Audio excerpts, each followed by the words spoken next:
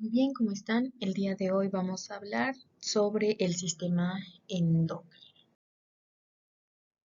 Aunque en realidad el sistema endocrino es uno de los temas un poquito largos para el parcial de morfofunción, es uno de los más bonitos, porque vas a entender junto con el sistema nervioso cómo es que controlan la actividad de nuestro cuerpo. Es decir, también controlan nuestro estado de ánimo, incluso la menstruación en las mujeres, se encargan de la reproducción, de nuestro metabolismo, etcétera, etcétera. Y aunque nosotros no somos muy conscientes de la acción de las hormonas, porque en realidad es como actúan en base a las hormonas que producen, nosotros somos conscientes del aparato o del sistema endocrino gracias a la pubertad. Cuando nosotros hemos empezado a crecer, a desarrollarnos y de la nada han empezado a ensancharse nuestras caderas, quizás ha empezado a aparecer vello corporal, incluso cambios en la voz y todo eso se debe a las hormonas.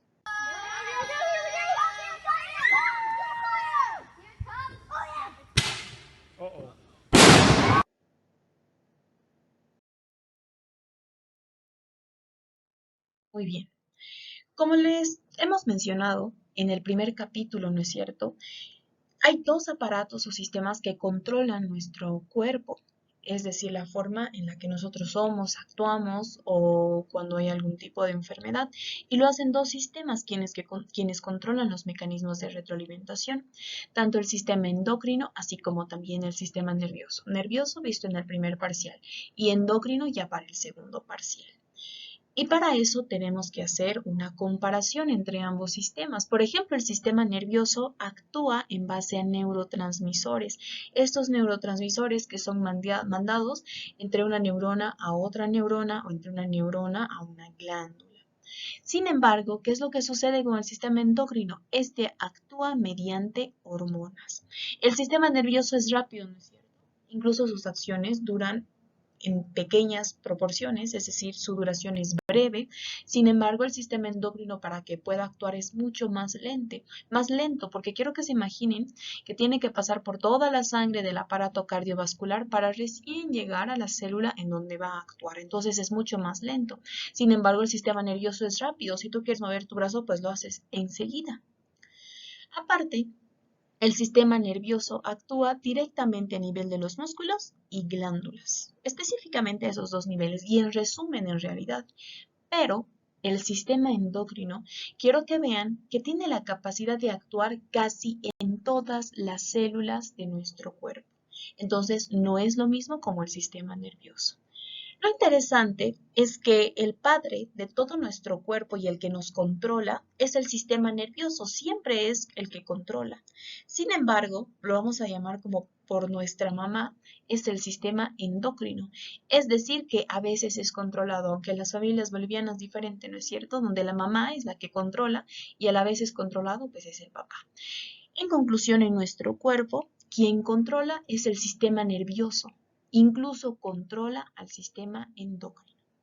Ahora, también comparten diferentes componentes, por ejemplo, la noradrenalina. La noradrenalina que es un neurotransmisor, pero también es una hormona. Y lo interesante es a qué nivel de la célula actúa el sistema nervioso y el sistema endocrino. El sistema nervioso, por ejemplo, actúa fuera de la célula postsináptica, es decir, en ningún momento establece contacto dentro de la célula, es fuera, en su membrana plasmática. Sin embargo, el sistema endocrino puede actuar tanto fuera así como también adentro. Ahora, también es importante saber que el sistema nervioso está constituido por neuronas, sin embargo, el sistema endocrino está constituido por glándulas, células. Ahora sí, eso como una pequeña introducción a lo que es el sistema endocrino. De lo que ahora nos corresponde hablar son de las glándulas. El sistema endocrino está formado por glándulas y las glándulas son quienes nos producen las hormonas, pero hemos visto que tenemos diferentes tipos de tejido, ¿no es cierto? Y uno de ellos es el tejido epitelial. El tejido epitelial, que me puede formar tegumentos y membranas cuando es una estructura plana, pero también me puede formar glándulas. Por tanto, las glándulas están constituidas de tejido epitelial. Ahora, las glándulas se pueden clasificar en dos tipos, endocrinas y exócrinas. Y aquí les pregunto, ¿saben lo que significa endo? Cri. Endo significa dentro, exo significa fuera y cri significa secretar. Por tanto, las glándulas endocrinas secretan adentro y las glándulas exócrinas afuera. Eso como una principal diferencia. Pero ya viendo más detalladamente, podemos ver cómo las glándulas endocrinas son las que producen las hormonas. Aquí tenemos un ejemplo de una glándula endocrina. Y quiero que vean primero a dónde van a desembocar su contenido. Esta es la glándula, ¿no es cierto? Encontramos o está conformada por diferente tipo de células y estas células primero producen su producto en el líquido intersticial, el que está fuera de las células, y del líquido intersticial recién va a pasar hacia la sangre. Entonces, quiero que se den cuenta cómo estas glándulas endócrinas y en realidad el aparato, el sistema endocrino, depende del sistema cardiovascular porque necesita de la sangre para el transporte de las hormonas. Ahora, otro tipo de glándulas, las glándulas exócrinas, que hemos dicho que era exo fuera, cri secretar, entonces secretan afuera. ¿Y cómo lo hacen? A través de estos conductos, para poder terminar al final en una superficie exterior, es decir, afuera, por ejemplo, las glándulas sudorípadas, ¿no es cierto?, hacia la piel, o incluso a nivel de las cavidades. Ejemplos de estas glándulas, al menos de las glándulas exócrinas, tenemos las sudorípadas, las sebáceas, digestivas y mucosas. Sin embargo, en las glándulas endócrinas, nosotros encontramos la glándula hipófisis, que quiero que vean que esta es la glándula madre, la que está controlando todo el resto de las glándulas, tiroides, paratiroides, suprarrenal y pineal. Estos pertenecen específicamente al aparato endocrino. Sin embargo, lo interesante del aparato endocrino es que también agarra porciones de otros aparatos y hace que estas células también produzcan hormonas. Por ejemplo, podemos saber que hay células que producen hormonas a pesar de que están en otro aparato, supongamos el aparato digestivo, el aparato urinario, pero porque tienen células que producen hormonas, también pertenecen al aparato endocrino. Por ejemplo, ¿cuál es el hipotálamo? Lo hemos descrito a nivel del sistema nervioso central, el timo, páncreas, ovarios, testículos, el estómago, hígado, intestino delgado, piel, corazón, tejido adiposo, placenta. Entonces son diferentes tejidos que a pesar de que tienen otras funciones, también tienen células que producen hormonas y por tanto pertenecen al aparato endocrino. Ese es el sistema endocrino, constituido por glándulas endocrinas, no las exócrinas, porque las hormonas están dentro de nuestro cuerpo, por tanto tienen que secretar adentro. Ahora, hay una rama de la medicina también extremadamente preciosa a lo que se denomina endocrinología, donde va a estudiar alteraciones de estas glándulas, de estas hormonas, es decir, diagnóstico y tratamiento de estas enfermedades. Muy bien, esto como una pequeña introducción nuevamente respecto a lo que es endocrinología. Como hemos mencionado, el aparato endocrino está constituido por glándulas endocrinas y las glándulas que me producían hormonas, ¿no es cierto? Y aquí lo interesante es que tenemos que saber que la hormona, para que pueda actuar, tiene que unirse a su receptor. Si es que la hormona no se une a su receptor, pues no se va a producir su acción, no va a haber ningún efecto. Tenemos que saber que los receptores que los encontramos en las células son específicos para su hormona, completamente fieles. Es decir, que yo simplemente respondo a esta hormona y para nada a otra. Esa es una característica de los receptores, especificidad. Cabe mencionar que por lo menos la célula receptora, que vamos a ver que se denomina célula diana, puede tener incluso de 2.000 a 10.000 receptores para una hormona. Y además existen dos términos interesantes, el descenso y el ascenso regulado. Quiero que por el momento vayan entendiendo lo siguiente. Tenemos una célula, ¿no es cierto? Esta célula nos ha producido hormonas. Las hormonas ingresan al líquido intersticial y del líquido intersticial a la sangre. Pasan por toda la sangre tratando de buscar a la célula diana. La célula diana es donde estas van a actuar. Y estas células dianas son las que presentan los receptores. Una vez que se ha unido hormona-receptor, recién se adquiere su acción. Ahora nuevamente, ¿qué es el ascenso y el descenso regulado? Vamos a dibujar una célula. Supongamos que nuestra celulita tiene solo 3 receptores para una hormona en específico. Ya sabemos la especificidad de los receptores. Pero quiero que vean que nuestro cuerpo solo ha producido 3 hormonas. ¿Qué es lo que trata de hacer nuestra célula diana? Aumenta la cantidad de receptores para que estas hormonas puedan aprovecharse al 100%, para que no se desperdicie ni una. Esto es el ascenso regulado. Pueden aumentar la cantidad de receptores que hay en su membrana plasmática en pequeñas concentraciones de la hormona. Por tanto, ¿qué sería el descenso regulado? El descenso regulado es cuando hay demasiadas hormonas que se han producido en nuestro cuerpo y por tanto, como no necesita nuestra célula, ¿qué es lo que lo hace? Pues integra estos receptores porque evidentemente son proteínas dentro de la célula. Por tanto, disminuye la cantidad del receptor. Ese es el descenso regulado, que disminuye la cantidad del receptor cuando hay grandes cantidades de la hormona. Y ese es el término de célula diana. Lo interesante es que nuestro libro menciona un poco sobre la mifepristona. Por ejemplo, nosotros podemos aprovechar que nuestra hormona se tiene que unir con su receptor y existen diferentes fármacos que van a evitar que se una la hormona con su receptor. A eso se llama bloqueo hormonal. ¿Cómo sucede en el bloqueo hormonal de los receptores de progesterona? Como la mifepristona RU486. ¿Qué es lo que hace la mifepristona? Pues abortos, ¿no es cierto? Está evitando que se una la progesterona a sus receptores. ¿Y para qué nos sirve la progesterona? Para tener un correcto manejo del embarazo. Por ejemplo, preparar al endometrio para que pueda recibir al ovocito fecundado, o al óvulo en realidad fecundado. Entonces, eso respecto a la actividad hormonal, dónde actúan y dónde están los receptores. Ahora sí, aparte de conocer las hormonas, que la célula en la que estas actúan se llaman células diana, tenemos que saber que a nuestras hormonas también las tenemos que clasificar, aparte de las glándulas. Las clasificamos en hormonas circulantes, así como también en hormonas locales. Esto en realidad es según dónde actúan y cómo viajan. Por ejemplo, las hormonas circulantes, estas son las que circulan, evidentemente, nuevamente, por el aparato circulatorio, ¿no es cierto? Que necesitan de la sangre. Pero también tenemos a las hormonas locales y estas no ingresan a la sangre. ¿Qué tipo de secreción tienen? Autócrino y parácrino. Y les vuelvo a preguntar, ¿qué es auto? Para uno mismo. Es decir, que esta misma célula está produciendo hormonas que van a actuar para ella misma. ¿Y el parácrino qué es? Para ese lado. Que la célula produce hormonas que van a actuar al lado de ella, es decir, en las células vecinas. Hay otro tipo de secreción incluso, pero no está mencionado en su libro, que es la secreción endocrina, donde es justamente esta de hormonas circulantes. Es decir, que la secreción endocrina ingresa al aparato circulatorio, son las hormonas circulantes.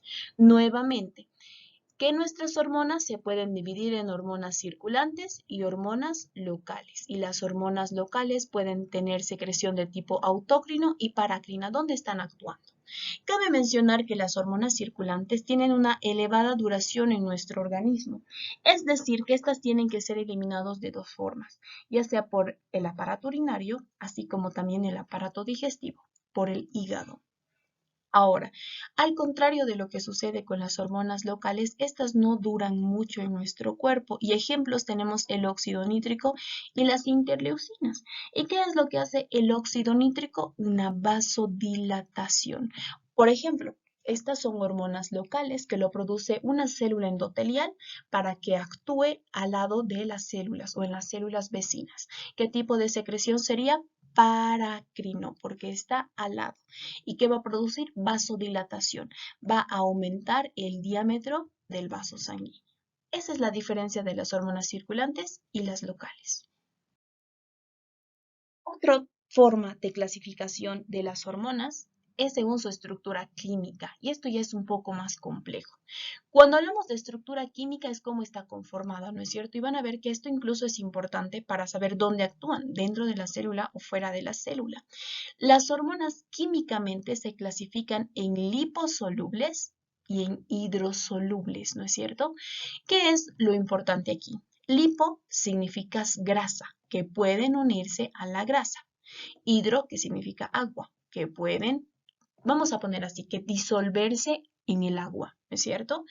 Y el típico ejemplo que nos mencionan es al poner aceite con agua, que estos no se van a mezclar. Ahora bien, cabe mencionar que las hormonas liposolubles que se mezclan con la grasa no se mezclan con el agua, por tanto son hidrofóbicas. Y cuando hablamos de las hormonas hidrosolubles, que sí se pueden mezclar en el agua, no se pueden mezclar con la grasa, por tanto son lipofóbicas.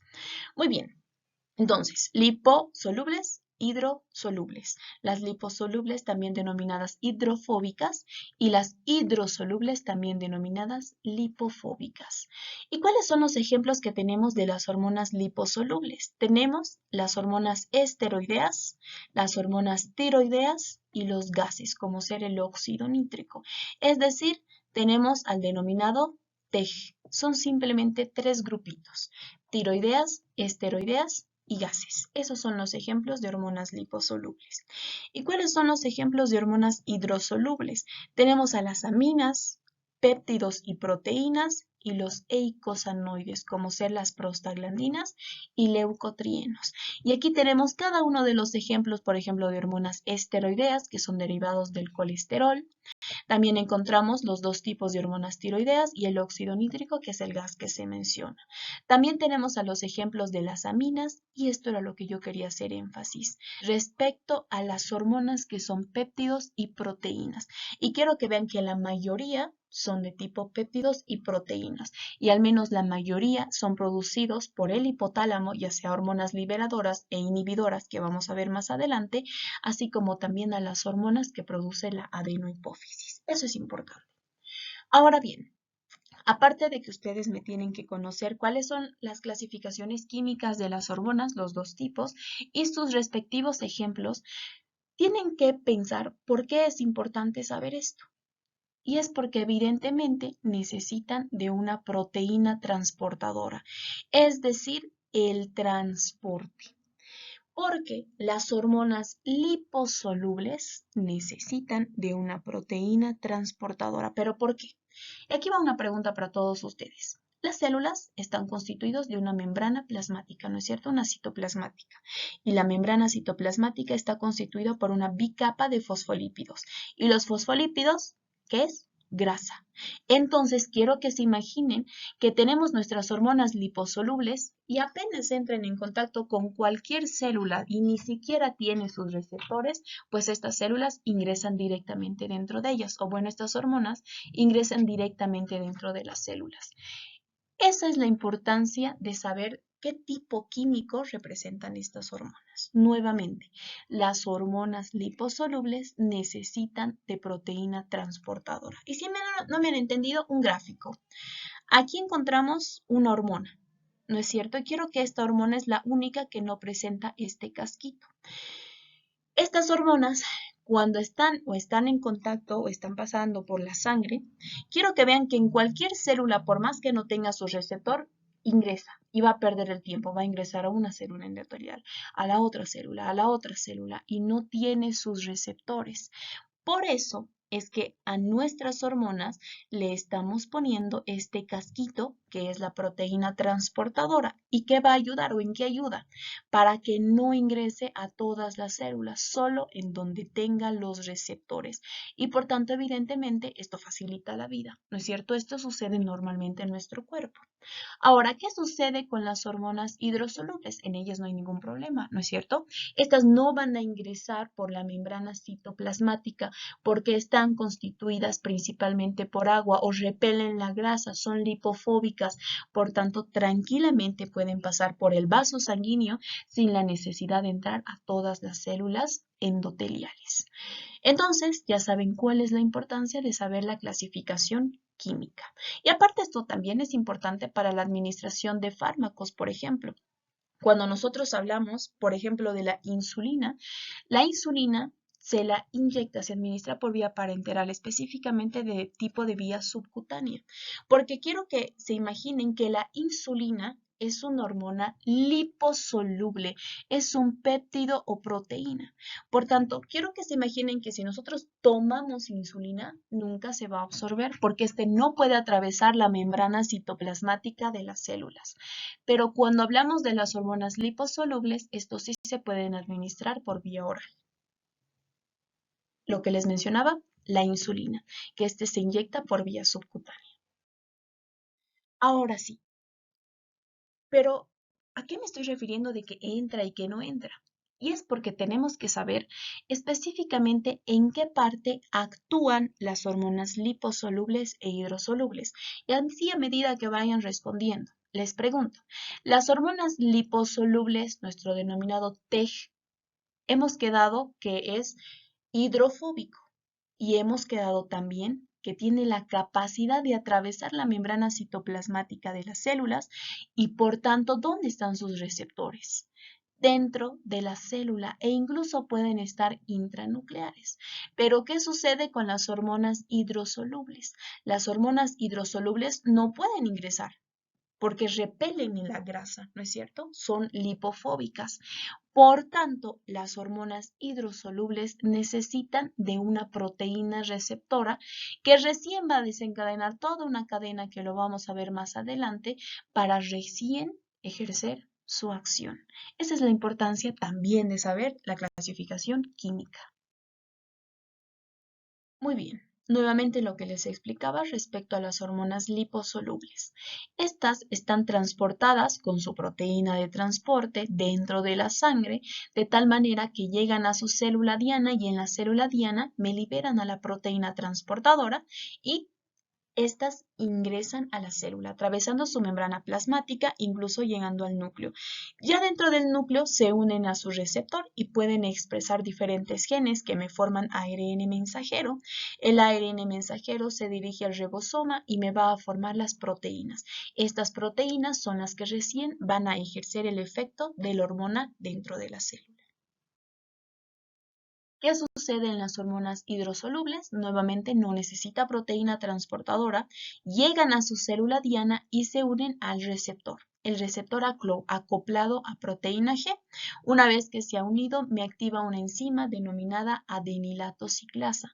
La adenilato ciclasa que agarra el ATP y me forma AMP cíclico siendo el segundo mensajero.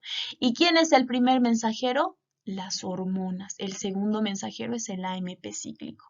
Este AMP cíclico activa proteínas sinasas y estas proteínas sinasas fosforilan a proteínas, es decir, que le agregan un fósforo. Tenemos una proteína y una proteína fosforilada. Y recién de aquí se va a ejercer la acción de la hormona. Aparte, seguimos hablando de las hormonas, tenemos que saber que hay interacciones hormonales. Vamos a llevarlo así. ¿Cómo llevan? ¿Cómo es que una hormona se lleva con el resto de las hormonas? Porque son muchísimas. Y tenemos diferentes efectos, el efecto permisivo, el efecto sinérgico y el efecto antagónico. Y primero vamos a hablar respecto al efecto permisivo. Y quiero que vean específicamente las flechitas, la dirección en la que apuntan. Ambos están al mismo lado. Pero si ustedes observan a mayor profundidad, quiero que vean cómo la flechita negra me está empujando a la flechita blanca, le está ayudando. Ese es el efecto permisivo. Uno aumenta el efecto del otro, le está ayudando. Por ejemplo, la adrenalina, con las hormonas tiroideas. ¿Y cómo es este efecto permisivo en estos dos? Quiero que sepan que las hormonas tiroideas, vamos a ponerlo así, aumentan la frecuencia cardíaca y la adrenalina también te aumenta la frecuencia cardíaca. Ambas hormonas van a potenciar, pues, para que estalles con tu taquicardia, ¿no es cierto? Pero químicamente, ¿cómo funciona esto? Las hormonas tiroideas son hormonas esteroideas, es parte de nuestro TEG, por tanto son hormonas liposolubles que tienen la capacidad de ingresar a la célula y de la célula me van a formar proteínas. Estas proteínas van a actuar como receptores. Los receptores se dirigen a la membrana citoplasmática para que recién estos receptores, gracias a la ayuda de las hormonas tiroideas, expresen receptores de adrenalina. La adrenalina se une y listo, aumenta la frecuencia cardíaca. Ese es el efecto permisivo. ¿Qué sucede con el efecto sinérgico? En el efecto sinérgico quiero que vean. Este es el objetivo. Aquí tenemos una flecha que está apuntando en esta dirección hacia el objetivo y la flecha otra que está apuntando en otra dirección pero con el mismo objetivo. Es decir, que ambas potencian sus acciones pero de forma diferente. Por ejemplo, el glucagón y la adrenalina. El glucagón que se encarga de aumentar los niveles de glicemia, es decir, de azúcar en nuestro cuerpo, y lo mismo sucede con la adrenalina. Ese es el efecto sinérgico. Ambos tienen diferentes acciones, pero el resultado es el mismo. Y el efecto antagónico, ¿no es cierto? Que esto es más sencillo, están apuntando las flechas en diferentes direcciones, los efectos son diferentes, como el glucagón y la insulina. El glucagón que aumenta la cantidad de azúcar en nuestro organismo, aumenta la glicemia, y la insulina que disminuye la glicemia. Eso respecto a las interacciones hormonales. Ahora sí, empezamos con lo bueno, con lo que suele ser un poquito más pesado, pero van a ver que es muy interesante respecto al control de la secreción hormonal. Es decir, no es que una glándula dice, bueno, es mi momento, yo voy a empezar a producir hormonas, así no actúa. En realidad, siempre está en base a una cabeza, una subcabeza, otra subcabeza y así. Todo se mantiene controlado. ¿Y quién controla la secreción de las hormonas? Hemos quedado que la madre, vamos a decirlo así, la madre que controla todo nuestro cuerpo es el sistema nervioso. Incluso podemos ver que el sistema nervioso está integrado en el sistema endocrino. ¿Y dónde se lo ve esto? Por ejemplo, a nivel de la médula suprarrenal. La médula suprarrenal, que está constituido también o tiene inervación neuronal, podemos ver que cuando recibe un estímulo empieza a producir las catecolaminas o las aminas biógenas. Otro de los componentes que controla la secreción hormonal son las concentraciones sanguíneas, es decir, si hay poquito de un elemento, tratamos de aumentar por retroalimentación, en todo caso positiva, sus concentraciones. Por ejemplo, en el caso del calcio. Cuando hemos hablado del calcio, tenemos que saber que son dos hormonas que me lo controlan, la PTH o la calcitonina. Cuando hablamos de la PTH o paratormona, esta PTH aumenta las concentraciones de calcio. Sin embargo, la calcitonina disminuye las concentraciones de calcio. Es decir, hay mucho calcio exageradamente. ¿Quién se va a producir? Calcitonina, para que puedan disminuir sus concentraciones. O cuando hay muy poquito, ¿quién se produce? La PTH, para aumentar sus concentraciones. También tenemos que hablar de otras hormonas y aquí, y es en lo que se van a enredar un poquito, y para eso también necesitan leer, es respecto al eje hipotálamo hipofisiario. Es decir, el hipotálamo me produce hormonas que me controlan a la hipófisis y pueden ser hormonas que van a aumentar la producción de las hormonas de la hipófisis, es decir, las hormonas liberadoras liberan a las hormonas de la hipófisis, así como también las hormonas inhibidoras que inhiben las hormonas de la hipófisis. Esto es básico comprender, porque el hipotálamo produce hormonas liberadoras, inhibidoras, que me controlan a la hipófisis, así como también la retroalimentación. Y como sabemos, existe una retroalimentación positiva y una retroalimentación negativa. La positiva que te pide más, más, más, más, y la negativa te dice, no, es suficiente, aquí se para. Y justamente lo que les mencionaba, ¿no es cierto? El hipotálamo es parte del sistema nervioso central. Entonces, tenemos que saber que el hipotálamo se conecta con la hipófisis, que es la madre de todas las glándulas. Entonces, es como un maestro tiene que enseñar a otros maestros y los maestros a quien controlan, pues a los niños o incluso como una escuela. El director le da la orden a los profesores y los profesores a los niños. Este sería el hipotálamo, hipófisis y los estudiantes del resto de las glándulas. Tenemos que saber que respecto al hipotálamo, este me produce un total de 9 hormonas. Sin embargo, la hipófisis me produce 7 hormonas. La hipófisis se divide en adenohipófisis y neurohipófisis. Adenohipófisis es la hipófisis anterior y la neurohipófisis es la hipófisis posterior. A su vez, cada uno de estos tiene sus diferentes partes. Por ejemplo, la neurohipófisis se divide en una pars nerviosa o nervosa y un infundíbulo, y la adenohipófisis se divide en una pars distalis y una pars tuberalis. Y además, nuevamente, ambas me van a producir sus 7 hormonas. Incluso es importante saber que la neurohipófisis no produce hormonas, las libera. Nuevamente, vuelvo a repetir. Tenemos el hipotálamo que produce 9 hormonas y quiero que vean cómo se conecta con el infundíbulo con la hipófisis, que se divide en adenohipófisis o anterior y neurohipófisis posterior. La adenohipófisis que me va a producir 7 hormonas y la neurohipófisis que no me produce ninguna hormona, solo las libera, solo va a abrir la puerta, porque quiero que vean quién produce las hormonas que libera la neurohipófisis. El hipotálamo.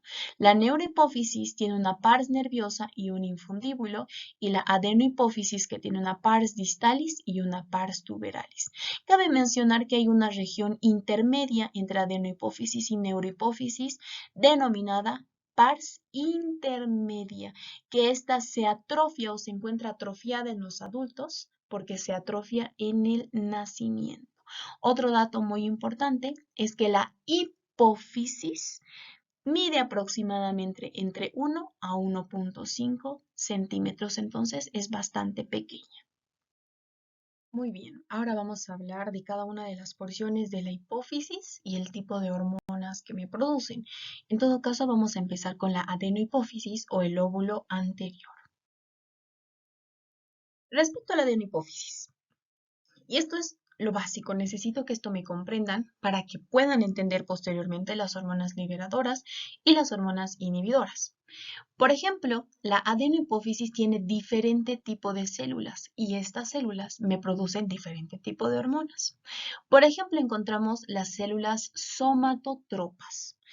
Entonces, las células somatotropas producen la hormona del crecimiento o también denominado somatotropina. Es decir, estas células me producen esta hormona que se abrevia como GH. Otro tipo de células son las tirotropas. Las tirotropas que producen la hormona tiroestimulante tirotrofina o tirotrofina y se abrevia como TSH, hormona tiroestimulante. Otro tipo de células son las gonadotropas. Las gonadotropas me producen un grupo, ¿ok? Me producen un grupo de hormonas denominadas gonadotropinas y son dos gonadotropinas, la folículo estimulante que se abrevia como FSH y la luteinizante que se abrevia como LH. Nuevamente, las gonadotropas me producen gonadotropinas. ¿Y cuáles son las gonadotropinas? La folículo estimulante y la luteinizante. Otro tipo de células son las lactotropas que secretan prolactina y se abrevia como PRL. Y también encontramos las células corticotropas, las corticotropas que producen la adrenocorticotropina o también denominada corticotropina que se abrevia como ACTH. Hay una porción más, pero en su libro no lo describe como célula, sino en una porción intermedia. ¿Se acuerdan cuál era la pars intermedia? Estaba entre la adenohipófisis y la neurohipófisis, ¿no es cierto?, que se atrofiaba en el nacimiento. La pars intermedia produce también una hormona, la melanocito estimulante, que se abrevia como MSH. Melanocito estimulante porque se dirige a los melanocitos de la piel y empieza la producción de melanina en mayores cantidades o en menores cantidades. En todo caso, la melanocitoestimulante estimula a los melanocitos a producir melanina. Y la melanina es un pigmento de la piel, lo que da el color a la piel, al cabello, a los ojos, etc. Entonces, estos son los 5 tipos de células que encontramos en la adenohipófisis y las hormonas respectivas que producen. De memoria. Muy bien. Ahora vamos a entender cómo es que el hipotálamo controla a la hipófisis y es por eso que les mencionaba que es base entender las células y el tipo de hormonas que producen. Hemos quedado que el hipotálamo en realidad regula a la hipófisis y además que produce hormonas estimuladoras e inhibidoras. Y cabe mencionar con una totalidad de 9 hormonas. Las hormonas estimuladoras con una totalidad de 5 hormonas y de inhibidoras 2. Cuando nosotros hablamos de hormonas estimuladoras, significa que se dirigen a las células y estimulan a la producción de las hormonas. Es decir, se produce la hormona liberadora de somatotropina y ¿qué se va a producir? La hormona de crecimiento. Y cuando hablamos de las inhibidoras, cuando se producen las hormonas inhibidoras, se dirigen hacia las células y por tanto las inhiben. ¿Y qué no se producen? Las hormonas de estas células. ¿Y cuáles son nuestros ejemplos? Primero empezamos con las estimuladoras.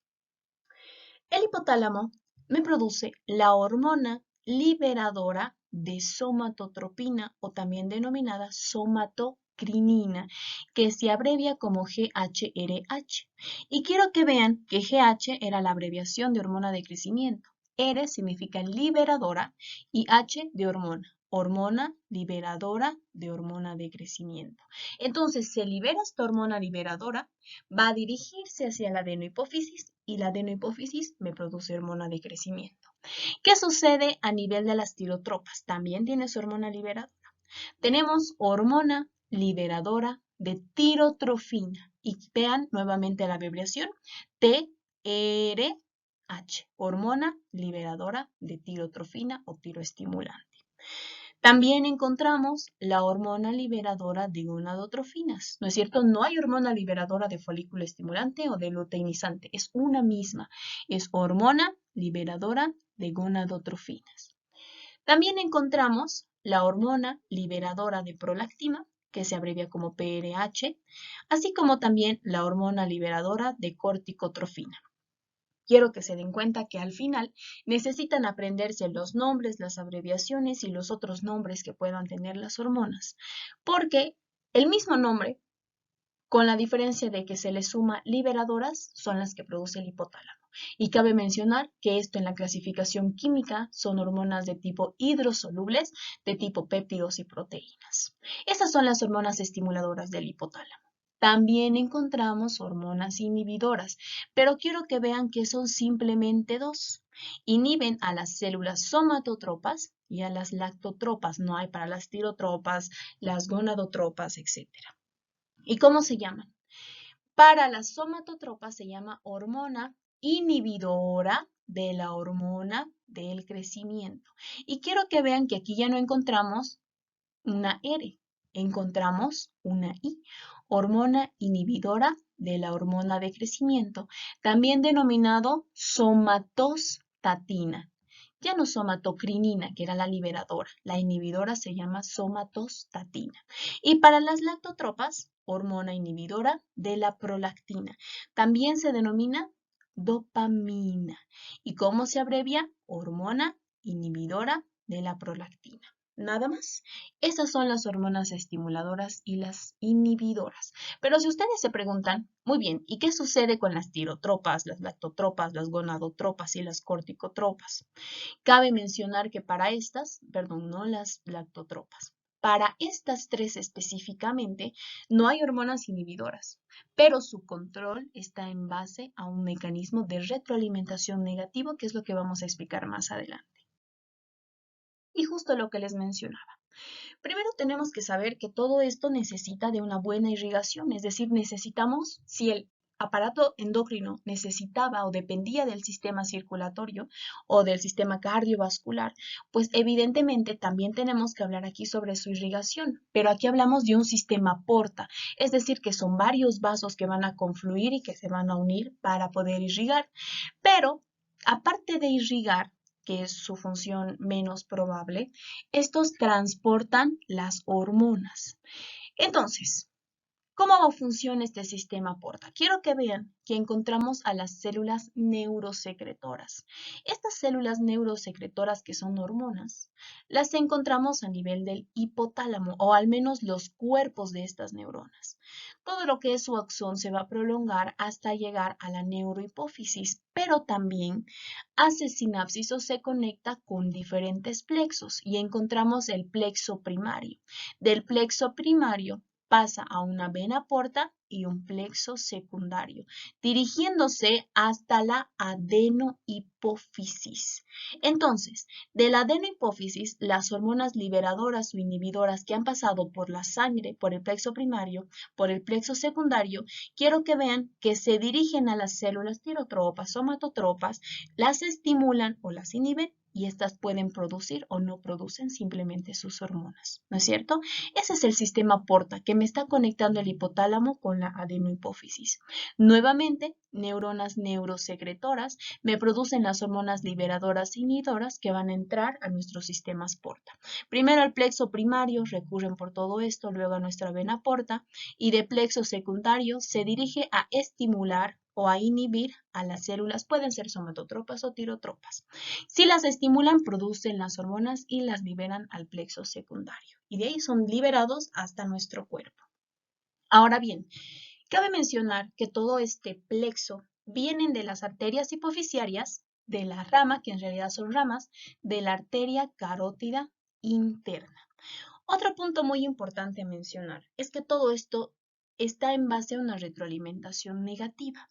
Es decir, por ejemplo, en el caso de la hormona o de las hormonas tiroideas, tenemos la hormona liberadora de tirotrofina. Esta hormona liberadora de tirotrofina se va a crear a nivel del hipotálamo y se dirige a través del sistema porta hacia las células tirotropas. De las células tirotropas producen la hormona tiroestimulante que se dirige al plexo secundario y del plexo secundario pasa por todo el aparato cardiovascular, terminando en la glándula tiroides. La glándula tiroides aumenta las concentraciones de las hormonas tiroideas, que es T3 y T4, y este mecanismo es suficiente para funcionar mediante una retroalimentación negativa para ir a inhibir la producción nuevamente de hormona liberadora de hormona estimulante y a su vez también inhibe a las células tirotropas. Por tanto, ya no se produce en mayor cantidad las hormonas tiroideas. Así funciona el mecanismo de retroalimentación negativo, pero no solo con las células tirotropas, sino también con las corticotropas y las gonadotropas. Por tanto, existen hormonas inhibidoras para las lactotropas, así como también las somatotropas. El resto funciona con un mecanismo de retroalimentación negativo. Ahora sí, vamos a empezar a describir cada uno de los efectos de estas hormonas. Por ejemplo, vamos a empezar con la hormona del crecimiento. La hormona de crecimiento, que también se denomina somatotropina, es una floja, ¿ok? Ella necesita que otros actúen para que el cuerpo pueda crecer. Es decir, ella no actúa directamente, manda a sus empleados, a mediadores. ¿Y quiénes son estos? Las somatomedinas, que se abrevia como IGF. Estas son las somatomedinas, mediadores de la somatotropina, que pueden actuar de diferentes formas. Es decir, pueden actuar de forma endocrina dirigiéndose, por ejemplo, a nivel del hígado, así como también con secreción autócrina y paracrina para los huesos, así como también los músculos.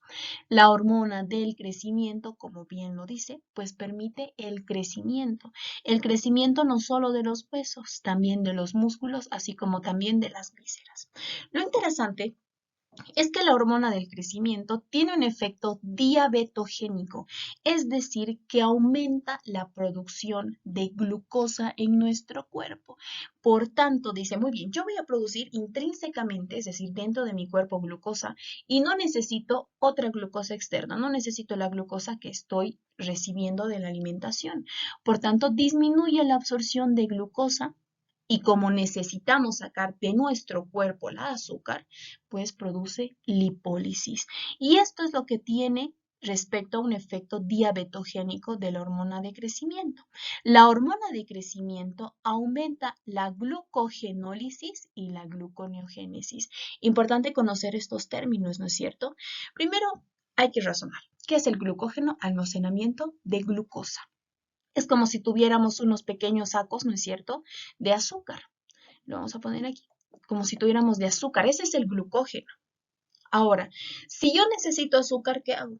Pues saco de mis reservas, estoy destruyendo mis reservas. Y lisis significa destrucción. Por tanto, la glucogenólisis es la destrucción de nuestros almacenamientos de glucosa y por tanto aumenta la glicemia a nivel de nuestro cuerpo, a nivel de nuestra sangre. Así como también la gluconeogénesis. Génesis es formación y neo nuevo. Por tanto, la gluconeogénesis es la formación de nueva glucosa a partir de elementos que normalmente no me forman glucosa. Por ejemplo, podríamos hablar de los aminoácidos, incluso a nivel de los ácidos grasos, porque los ácidos grasos también me van a producir este efecto diabetogénico de aumentarme el azúcar. ¿Y cómo funciona el mecanismo de control de la hormona del crecimiento? Es bastante fácil, porque tenemos que entender que hay hormona liberadora y hormona inhibidora. ¿Y cuáles son los mecanismos que nos dicen, muy bien, necesitamos hormona de crecimiento? Es decir, ¿cuándo necesitaríamos hormona de crecimiento? Cuando necesitamos azúcar, ¿no es cierto? Hipoglicemia, así como también disminución de los niveles sanguíneos de ácidos grasos para producir, pues evidentemente, glucosa. Incremento de los niveles sanguíneos de los aminoácidos, actividad simpática, sueño profundo, y esto es bastante interesante y lo vamos a ver más adelante. Testosterona, estrógenos y hormonas tiroideas. Todo esto hace que el hipotálamo produzca la hormona liberadora de hormona de crecimiento o somatocrinina. Esta hormona liberadora de hormona de crecimiento se dirige a la adenohipófisis, a las células somatotropas, y las células somatotropas me producen hormona de crecimiento que se dirige a la periferia y mediante las somatomedinas pues me permite el crecimiento óseo, muscular, incluso visceral. Ese es el mecanismo por el cual aumentamos la hormona de crecimiento. Ahora, cuando estimulamos a la producción de la hormona inhibidora, cuando ya hay demasiada azúcar, incremento de los niveles de ácidos grasos porque necesitamos ir a degradarlo, ¿no es cierto? Disminución de los niveles sanguíneos de aminoácidos, obesidad, vejez, niveles sanguíneos altos de las somatomedinas. Entonces, cuando ya hay demasiada hormona del crecimiento en nuestro cuerpo y hay demasiada GH, o hay demasiadas somatomedinas, o hay demasiado o hay demasiada azúcar en nuestra sangre, todos estos mecanismos los reconoce el hipotálamo, me produce hormona inhibidora de hormona de crecimiento, van a dirigirse a nivel de las células somatotropas e inhiben la producción de hormona de crecimiento. Esa es la regulación de esta hormona, de la somatotropina. Y lo que lo dejé para después, respecto al sueño profundo. Y esto es interesante. ¿Ustedes sabían que los niños, por ejemplo, crecen cuando duermen? Evidentemente, cuando duermen más tarde de lo debido, pues no van a crecer lo suficiente. Necesitan de sueño profundo para estimular a la hormona liberadora de hormona de crecimiento y que ésta estimula las somatotropinas para producir somatotropina y a su vez de las somatomedinas, pues poder crecer. Este es el mecanismo de control de la hormona de crecimiento. Muy bien, ahora vamos a hablar qué es lo que sucede con la hormona tiroestimulante. Entonces, tenemos que saber que el producto, en realidad, de la hormona tiroestimulante, que se llama tiroestimulante porque estimula la glándula tiroides. Y la glándula tiroides me produce T3 y T4, hormonas también liposolubles. Estas son las hormonas tiroideas. Entonces, por algún motivo, disminuyen las concentraciones de hormonas tiroideas. ¿Esto quién lo detecta? El hipotálamo. ¿Y qué produce el hipotálamo? La hormona liberadora de tiroestimulante. Esta hormona liberadora se dirige a la adenohipófisis y produce la tiroestimulante, la hormona tiroestimulante. Esta hormona se dirige a la glándula tiroides y la glándula tiroides que me produce T3 y T4, lo cual aumenta las concentraciones de hormonas tiroideas y por un mecanismo de retroalimentación negativo inhibe a las células tirotropas, así como también a nivel del hipotálamo, para la producción, primero, de hormona liberadora de tiroestimulante, así como también de la hormona tiroestimulante. Y con esto se regulan los niveles de las hormonas tiroideas por un simple mecanismo de retroalimentación negativo. ¿Qué sucede a nivel de la hormona folículo estimulante? Vamos a ver que el ciclo en realidad es similar con la luteinizante.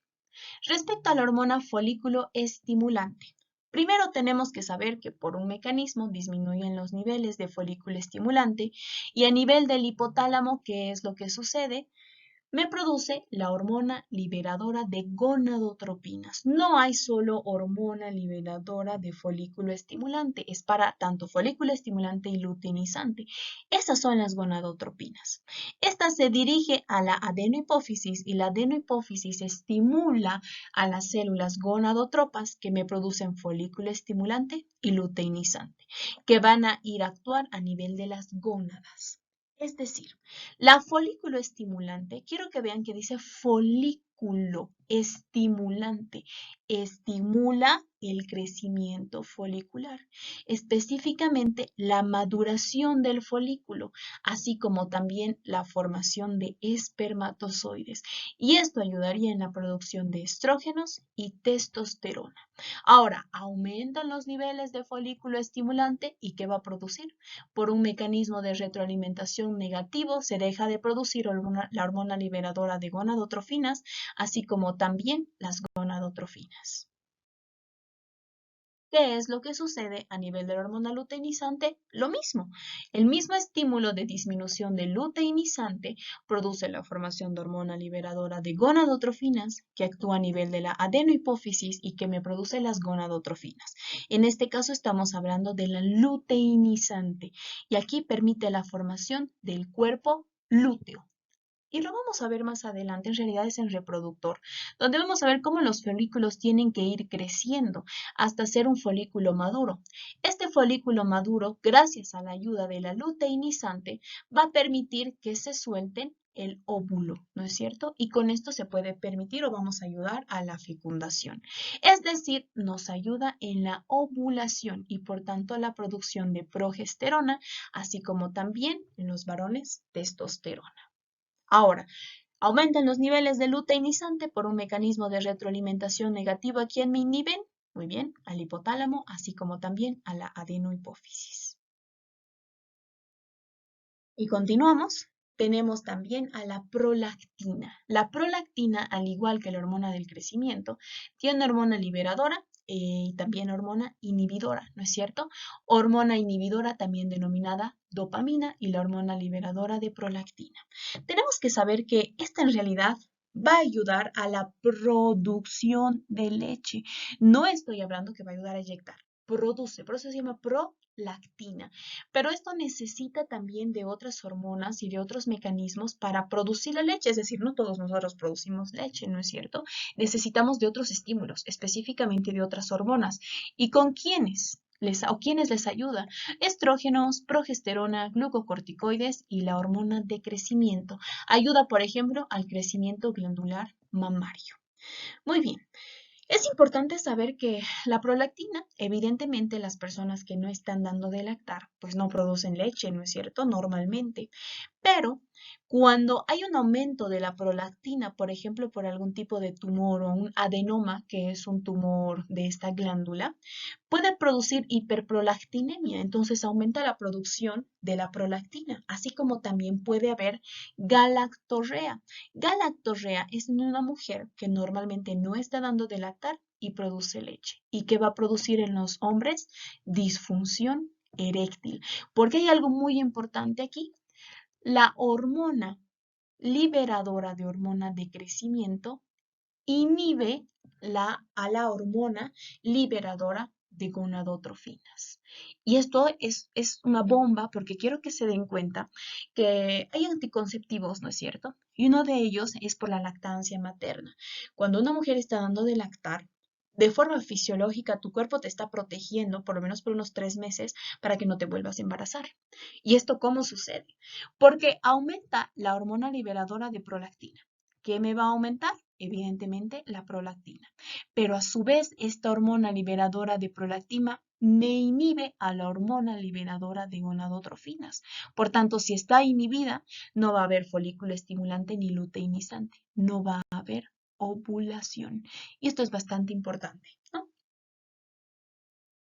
Y seguimos con una de mis favoritas, porque es un ciclo bastante complejo y hablamos de un montón de hormonas, y vamos a ver en las glándulas suprarrenales, respecto a la hormona adrenocorticotropa o también denominada corticotrofina. Este también funciona en base a un mecanismo de retroalimentación negativo. Y vamos a ver que esta hormona adrenocorticotrofina no solo me produce como la tiroestimulante, por ejemplo, solo T3 y T4, no, aquí me produce muchísimas hormonas. Entonces, por algún motivo, vamos a hablar que el cortisol, por ejemplo, va a estar bajo.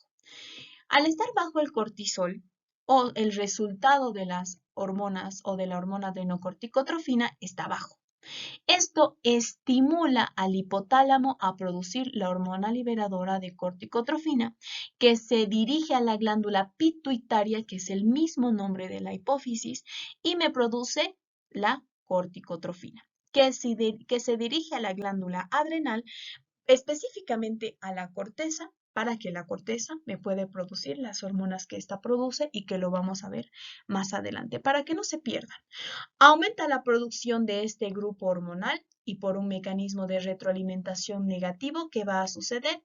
Inhiben a la producción de hormona liberadora de corticotrofina, así como también de adrenocorticotrofina. Y ya casi acabando, respecto a la adenohipófisis, en realidad ya la hemos acabado, ahora vamos a ver de la pars intermedia. La pars intermedia hemos quedado que se atrofia en el nacimiento, ¿no es cierto? Pero que esta me produce la hormona melanocito estimulante. Melanocito, pues viene de célula que produce melanina. Cito significa célula, hemos quedado. Y por tanto me están estimulando a los melanocitos a producir melanina. Ahora, es muy importante saber que la hormona liberadora de corticotrofina, cuando aumentan sus concentraciones, estimula la producción de hormona melanocito estimulante. Quiero que se imaginen un tumor que me produzca la hormona liberadora de corticotrofina. ¿Cómo se va a poner una persona? Negra, ¿no es cierto? Y lo vamos a ver incluso en enfermedades, como por ejemplo la enfermedad de Addison, que vamos a ver que una persona tiene hiperpigmentación, porque hay un aumento de producción de hormona liberadora de corticotrofina y por tanto me están estimulando la melanocito estimulante y va a haber cambios en la coloración de la piel. ¿Y quién inhibe? Pues la dopamina. La dopamina, que también es la hormona inhibidora de prolactina, inhibe a la hormona melanocito estimulante. Ahora sí, hemos terminado con la adenohipófisis y hemos terminado con pars intermedia.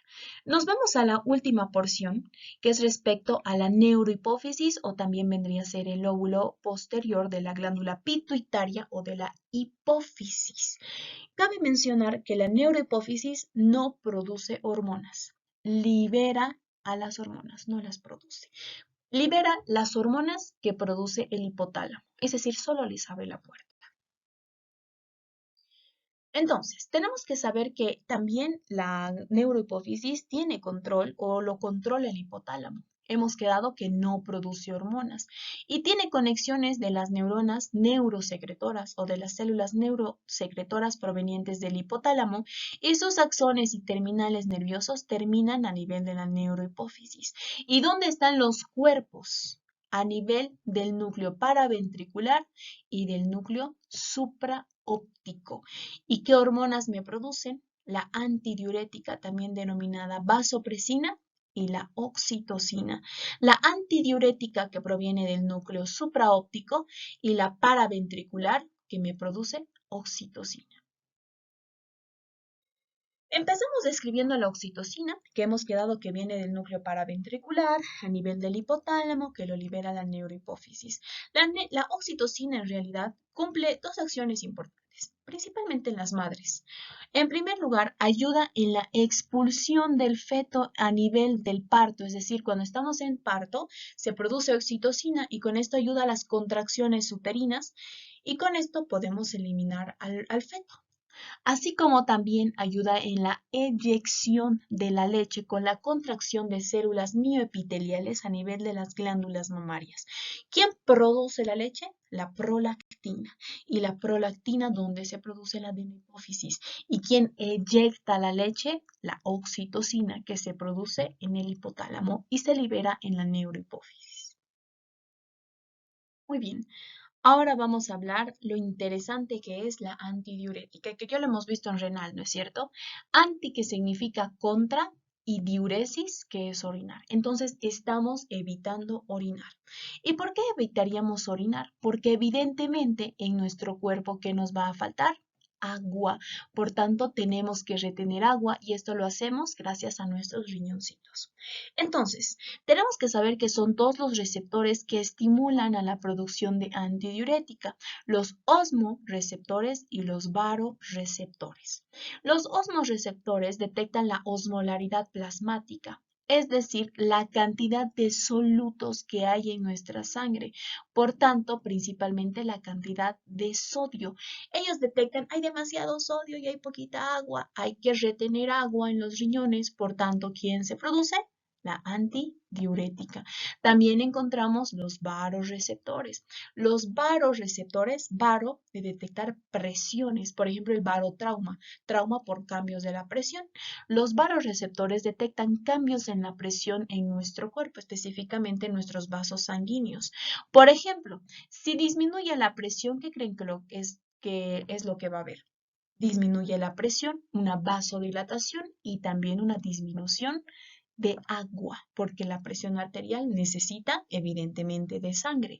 Entonces, disminuye la presión arterial y ¿quién se va a producir? Nuevamente la antidiurética. Todo con la finalidad de almacenar agua. Y hemos quedado que la antidiurética actúa a nivel de la nefrona, ¿no es cierto? Del túbulo contorneado distal y del túbulo colector, aumentando la velocidad de absorción de agua mediante las acuaporinas. Esa es la ADH, también denominada vasopresina. ¿Y por qué he puesto aquí la imagen de una persona ebria, no es cierto? Porque, ¿qué es lo que sucede con las personas que están en un estado etílico? Evidentemente orinan y orinan y orinan y orinan. ¿Qué es lo que sucede? Dejan de producir ADH. Hay una supresión de la ADH. Entonces orinan y orinan y orinan. Se deshidratan. Ahora sí, con eso hemos terminado todo lo relacionado con la hipófisis y el eje hipotálamo hipofisiario glándula. Ahora vamos a hablar de las glándulas más importantes que encontramos en nuestro cuerpo y una de ellas es la glándula tiroides. Y automáticamente en nuestro cuerpo, cuando hablamos de glándula tiroides, tiene que venir a nuestra mente el metabolismo basal. Con algunas generalidades. Tenemos que saber que la glándula tiroides tiene forma de mariposa, está formado por dos lóbulos y un istmo y además en su interior encontramos los folículos tiroideos. Tiene un peso aproximado de 30 gramos y lo encontramos en la región anterior de la laringe, ¿no es cierto? Es decir, me lo está envolviendo a la laringe. La glándula tiroides me está produciendo o me produce dos hormonas, las hormonas tiroideas, gracias al estímulo de la tiroestimulante, pero no es la única, también me produce otra hormona que me regula el calcio. Entonces, esto vendrían a ser una representación microscópica de los folículos tiroideos formado por células foliculares. Las células foliculares son las que me forman las hormonas tiroideas. T3 y T4, también denominada triyodo y tetrayodotironina o simplemente triyodotironina y la tiroxina. Y las células parafoliculares, que también lo encontramos en los folículos, estas células parafoliculares me producen calcitonina, que me regula las concentraciones de calcio. Cuando hay demasiado calcio, disminuyen su concentración en la sangre. ¿Y cómo se forman estas hormonas tiroideas? En primer lugar, tenemos que describir al folículo tiroideo, ¿no es cierto?, con las células foliculares, que son las encargadas de la formación de las hormonas tiroideas. Necesitan del yoduro, que lo encontramos en nuestro organismo, y este yoduro tiene que ser absorbido y formar el yodo. Ahora, mientras esto se está absorbiendo, en el interior de las células se está formando una proteína denominada tiroglobulina. La tiroglobulina, al ser una proteína, tiene aminoácidos principalmente de tirosina. Entonces, se forma la tiroglobulina, el yodo va a pasear hasta el coloide, porque encontramos aquí lo que vendrían a ser los folículos. Las células foliculares están alrededor y en el centro está el coloide, que es un espacio en realidad extracelular. Entonces, se ha absorbido el yoduro en forma de yodo. El yodo ingresa al coloide junto con la tiroglobulina. La tiroglobulina empieza a iodarse, es decir, empieza a agregarse un yodo, dos yodos y me forman T1 cuando solo tiene un yodo y me forman T2. ¿Y dónde se une el yodo? A nivel del aminoácido tirosina. Estos pueden ser degradados, incluso pueden unirse un T1 con un T2 y formar un T3 o un T2 con T2 y formar T4. Una vez que ya se han formado estas hormonas tiroideas, vuelven a ingresar a las células foliculares y son degradadas por los lisosomas. Los lisosomas son los que me degradan estas proteínas y finalmente terminamos con T4 y T3. Se forma en mayor cantidad T4 tetrayodotironina y en menor cantidad triyodotironina, pero hay algo muy importante. Cuando se libera T4, pierde un yodo. Por tanto, ahora solo serían 3 yodos, que sería una triyodotironina. Y es importante mencionar que ese es el activo, la T3. Aparte, estamos hablando que son hormonas liposolubles, por tanto, que necesitan de una proteína transportadora, ¿no es cierto? Esta proteína de transportadora que se llama globulina de unión a la tiroxina y se abrevia como TBG. Nuevamente, en la periferia de nuestro cuerpo, por más que se forme en mayor cantidad T4, en nuestro cuerpo termina perdiendo un yodo y me forma T3. Y es importante mencionar que la glándula tiroides es la única que tiene la capacidad de almacenarme hormonas, gracias a que presenta el coloide. ¿Y para qué nos sirven las hormonas tiroideas? En realidad tienen varias acciones, por ejemplo, incremento de la tasa metabólica basal, es decir, esto está produciendo un efecto calorigénico porque me produce calor. ¿Y cómo me produce calor? Degradando energía, ATP. Es importante mencionar que las personas o los animales, en realidad mamíferos que no contienen la glándula tiroides, se congelan en el frío. También tienen funciones de potenciación de las catecolaminas o las aminas biógenas, lo que les explicaba en el inicio, ¿no es cierto? Que necesitábamos de las hormonas tiroideas que ingresen a la célula y de las células me forman proteínas y las proteínas me van a exponer receptores para que pueda unirse la adrenalina o la noradrenalina, produciéndome en el corazón taquicardia, así como también el desarrollo nervioso y óseo, porque forma el centro de osificación, ayuda en la sinapsis y en el control de la glicemia. Es por eso que a los recién nacidos se les toma una prueba de TSH para ver el control de la glándula tiroides, porque si es que no realizas un tratamiento oportuno en los recién nacidos, puede desarrollar un retraso psicomotor. Ahora, ¿cómo es el control de la secreción? Que ya lo hemos mencionado, ¿no es cierto? Los estímulos para producir la hormona liberadora de tiroestimulante en el hipotálamo es el frío, la hipoglicemia, el embarazo y la altura. El hipotálamo me produce la hormona liberadora de tiroestimulante, que se dirige a la adenohipófisis y me produce la hormona tiroestimulante, que se dirige a los folículos tiroideos, a las células foliculares y empieza la liberación de T3 y T4, que al final en nuestro cuerpo termina siendo más activa y en mayor cantidad de T3, a pesar de que se produzca y se libere más T4 en la glándula tiroides. Y por un mecanismo de retroalimentación negativa, inhiben a la tiroestimulante y a la hormona liberadora de tiroestimulante. Muy bien, hemos quedado que la glándula tiroides no solo me produce hormonas tiroideas, también está relacionada con la regulación del calcio, produciendo calcitonina.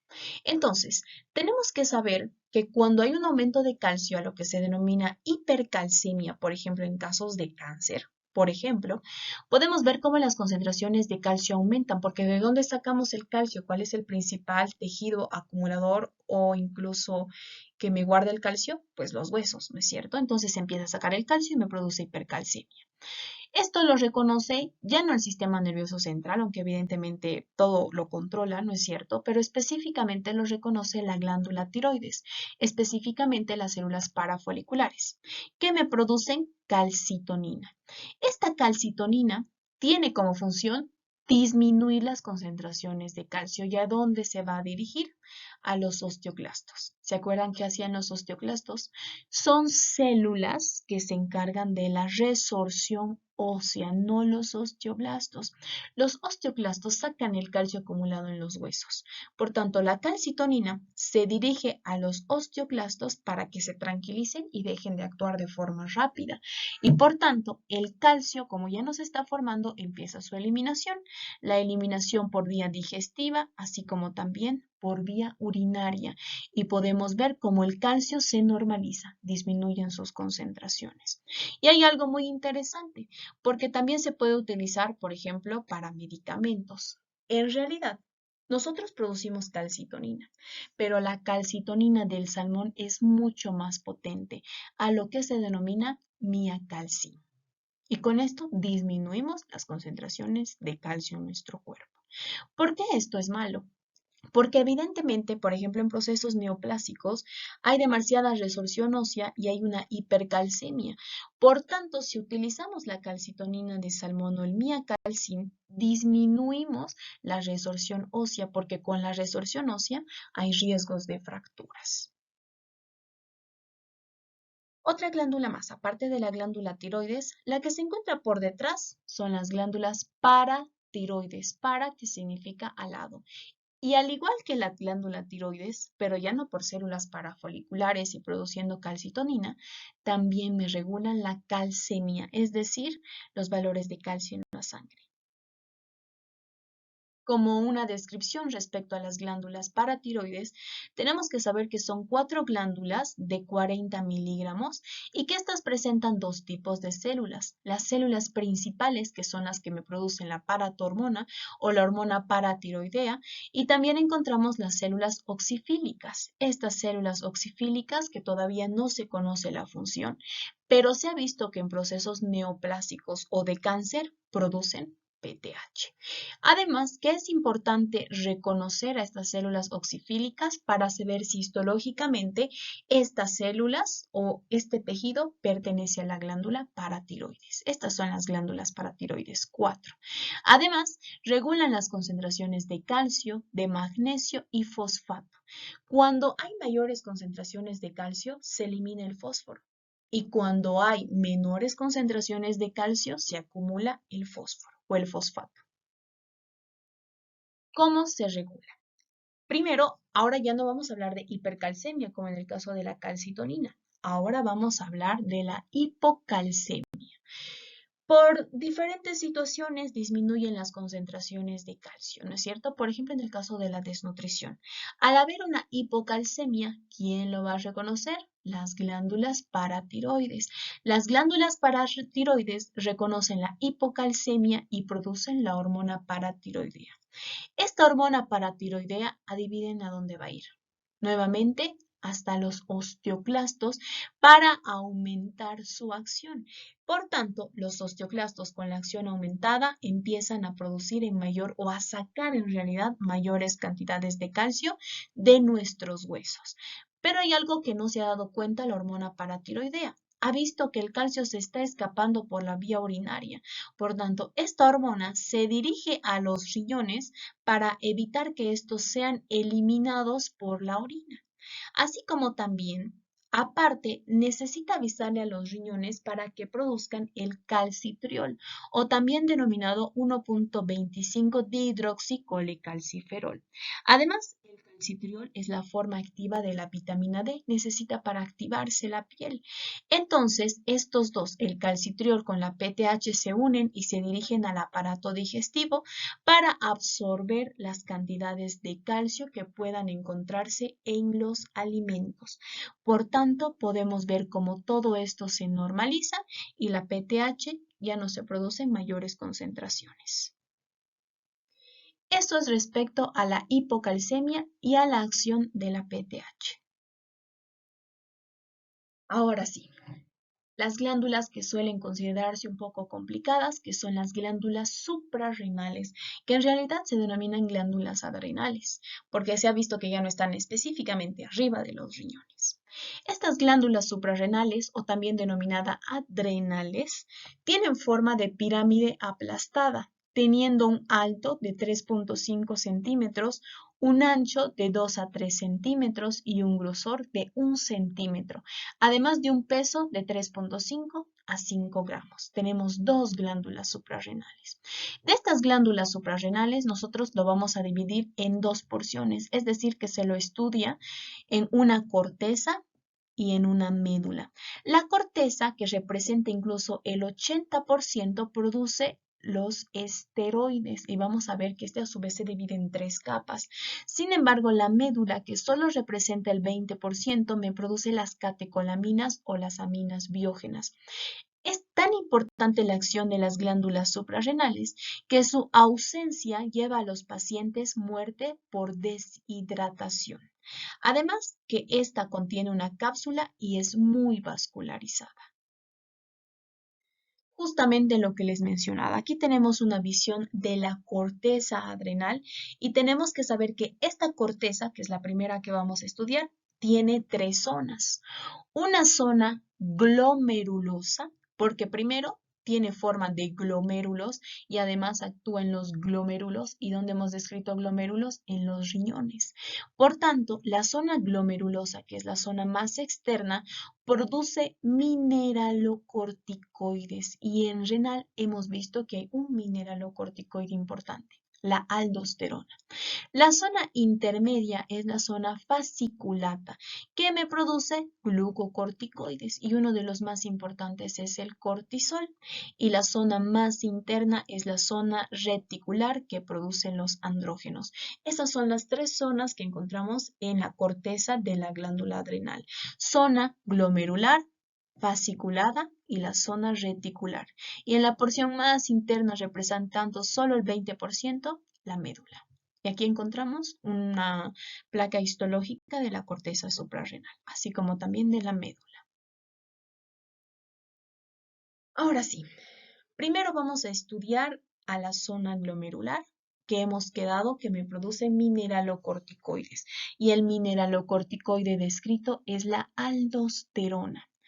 Quiero que sepan que la aldosterona, y aunque ya lo hemos visto también en renal, me regula el sistema o el eje renina-angiotensina-aldosterona, ¿no es cierto? Que permite la retención de líquidos y también regula a dos iones, el sodio y el potasio. Aumenta el volumen, así como también la presión arterial y promueve la eliminación de hidrógeno, por tanto previene la acidosis.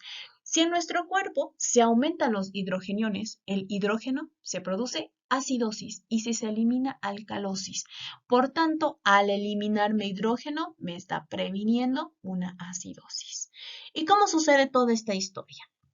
Vamos a tener a una persona X que lamentablemente ha tenido un accidente muy grave que le ha producido una hemorragia o pérdida de sangre. Al perder sangre, ¿qué disminuye? La volemia. Al disminuir la volemia, ya no va a haber fuerza que golpee a la pared de los vasos sanguíneos, por tanto que disminuye la presión y a esto se denomina hipotensión. Esto va a ser reconocido por los riñones, específicamente por las células yuxtaglomerulares, ¿no es cierto? Túbulo contorneado distal, mácula densa, aparato yuxtaglomerular. Estas células yuxtaglomerulares me producen la renina. La renina posteriormente se va a dirigir por todo el aparato cardiovascular y va a terminar a nivel del hígado. En el hígado activa el angiotensinógeno en angiotensina 1. ¿Qué sucede con esta angiotensina 1? Va a pasar por todo el aparato cardiovascular terminando en los pulmones. A nivel de los pulmones se encuentra una enzima, la enzima convertidora de angiotensina 1 en angiotensina 2. Y como entre paréntesis, incluso se ha visto que en tiempos de COVID, esta era la puerta de entrada para que el COVID pueda ingresar hacia las células alveolares y producir neumonía. Cerramos el paréntesis. Entonces, la enzima convertidora de angiotensina 1 en angiotensina 2 y teníamos la angiotensina 2. Lo mismo, la angiotensina 2 se dirigía por todo el aparato cardiovascular y donde termina en la glándula adrenal, específicamente en la corteza glomerular. ¿Y quién va a aparecer ahí? La aldosterona. La aldosterona, a pesar de que lo mismo tiene que pasar por todo el aparato cardiovascular, se va a dirigir a los riñones. Esta aldosterona a nivel de los riñones, a nivel de las nefronas, podemos ver cómo va a retener sodio y va a eliminar potasio e hidrógeno, ¿no es cierto? Al eliminarlo, el hidrógeno previene la acidosis, así como también está eliminando el potasio para poder absorber sodio. Entonces, si estamos reabsorbiendo sodio, ¿quién va a venir con nosotros? El agua, ¿no es cierto? Por ósmosis. Por tanto, como estamos reabsorbiendo agua, aumenta la volemia y con todo esto nuestro sistema termina. Sistema renina, angiotensina, aldosterona, que tiene como finalidad reabsorber agua, reabsorber sodio, eliminar potasio y eliminar hidrogeniones. Cabe mencionar que también tenemos otros efectos que vamos a mencionarlos de la angiotensina 2. Por ejemplo, la vasoconstricción, es decir, que el diámetro de los vasos sanguíneos va a ser mucho más pequeño para poder subir la presión arterial. Ahora pasamos a los glucocorticoides. Ya hemos hablado de la corteza más externa, ahora vamos a hablar de la intermedia, de la zona fasciculata. Quiero que vean qué es lo que dice en su palabra glucocorticoides. Gluco, que estamos hablando de glucosa. Y aquí podemos hablar del cortisol, corticosterona y cortisona. Primero tenemos que saber que los glucocorticoides promueven la degradación de proteínas, así como también de la lipólisis, con la finalidad de formar glucosa. Los glucocorticoides, al igual que la hormona de crecimiento, son diabetogénicos. Además, es la resistencia al estrés. En realidad, la hormona del estrés se denomina cortisol. Si tú estás estresado, estás asustado, ¿qué tienes elevado? El cortisol.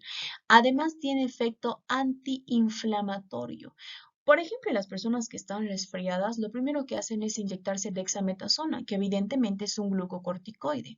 Pero quiero que vean aquí, evidentemente tiene efectos antiinflamatorios, pero también produce depresión de las respuestas inmunitarias. Es decir, que tu sistema inmunológico está disminuyendo, eres más susceptible a las infecciones. ¿Cómo sucede la regulación? Que ya le hemos visto de los glucocorticoides. Aquí sí tenemos que hablar primero de la producción de la hormona liberadora de adrenocorticotrofina, que se dirige a la adenohipófisis y me produce adrenocorticotrofina y luego termina en la médula suprarrenal, produciendo, ¿qué cosa? Glucocorticoides. Una pregunta. Hemos hablado en el sistema renina-angiotensina-aldosterona en algún momento de la liberación de la hormona liberadora de adrenocorticotrofina o del hipotálamo. Pues claro que no, en ningún momento. Por tanto, esta hormona liberadora de adrenocorticotrofina y luego la adrenocorticotrofina estimulan la producción de glucocorticoides en la corteza suprarrenal, no en la aldosterona. Y terminando en las zonas de la corteza, vamos a hablar de los andrógenos. Y el andrógeno mencionado es la dehidroepiandrosterona, que se abrevia como DEA o DHEA. Esta también tiene importante regulación la adrenocorticotrofina, es decir, también la hormona liberadora de corticotrofina. ¿Y qué es lo importante en ella? En realidad, estos andrógenos son más importantes en las mujeres porque ella es la, o al menos esta hormona es la que va a permitir que nosotros tengamos vello o incluso el apetito sexual. Y no es tan importante en los varones porque tenemos que saber que en ellos tienen el andrógeno más potente, la testosterona, producida por sus testículos. Pero ¿para qué nos sirve a nosotros los andrógenos como mujeres? Porque estos andrógenos se convierten en estrógenos y es importante cuando nosotros llegamos a la menopausia. La menopausia, en realidad nosotros dejamos de producir estrógenos y progesterona, pero los necesitamos porque esto nos puede dañar los huesitos, nos puede producir osteoporosis, incluso la formación de placas a nivel de nuestros vasos sanguíneos, es decir, nos va a predisponer a riesgos de hipertensión arterial o aterosclerosis. Entonces, nuestros vasos sanguíneos se hacen duros sin estrógenos y por tanto los andrógenos se forman o se convierten en estrógenos y nos ayudan en nuestra salud. Hay una patología bastante interesante a lo que se llama hiperplasia suprarrenal congénita. Han visto todas las hormonas que hemos visto, de una zona, de otra zona, de otra zona, un tipo de hormona con diferentes acciones. Cabe mencionar que estas hormonas también son hormonas liposolubles, son esteroideas y es toda una cadena de un ciclo enzimático donde incluso por el déficit de una enzima pues puede ser grave o llevarnos a la hiperplasia suprarrenal congénita o a la virilización. Es decir, por ejemplo, cuando falta una enzima que es la beta-21 hidroxilasa, podemos ver cómo en las mujeres a nivel de los genitales los labios son más grandes y el clítoris pues también es mucho más voluminoso. Sin embargo, en los varones no produce tanto cambio porque aún presentan la testosterona. Y ya por último, a nivel de la médula, de las glándulas suprarrenales, te hemos terminado con todo de la corteza. La corteza suprarrenal tiene unas células interesantes que son las células enterocromáfines. Esta pertenece al sistema nervioso autónomo y el sistema nervioso autónomo tiene dos ramas, ¿no es cierto? Simpático y parasimpático y principalmente del sistema nervioso simpático, produciendo adrenalina, noradrenalina y dopamina. Principalmente la adrenalina y la noradrenalina son hormonas de lucha y huida. Supongamos que te ha robado un ladrón tu celular o te has asustado. ¿Qué es lo que vas a tener? Taquicardia, hipertensión, diaforesis o sudoración. Esto es por efecto de la adrenalina y la noradrenalina. Ya saben dónde se produce, en la médula suprarrenal, gracias a las células enterocromáfines. Y seguimos hablando de glándulas. Ahora vamos a hablar respecto al páncreas. Y quiero que aquí vean que cuando hablamos del páncreas, en realidad este aparece al aparato digestivo, pero también tiene células que producen hormonas y por tanto las vamos a describir y en realidad son muy importantes.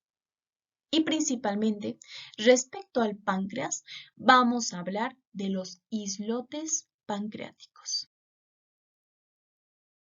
Entonces, al páncreas lo vamos a dividir que es una glándula mixta, es una glándula exócrina y endocrina. Exócrina que aparece, en realidad pertenece al aparato digestivo, lo que nos interesa es su función endocrina. Además que tiene una longitud de entre 12 a 15 centímetros.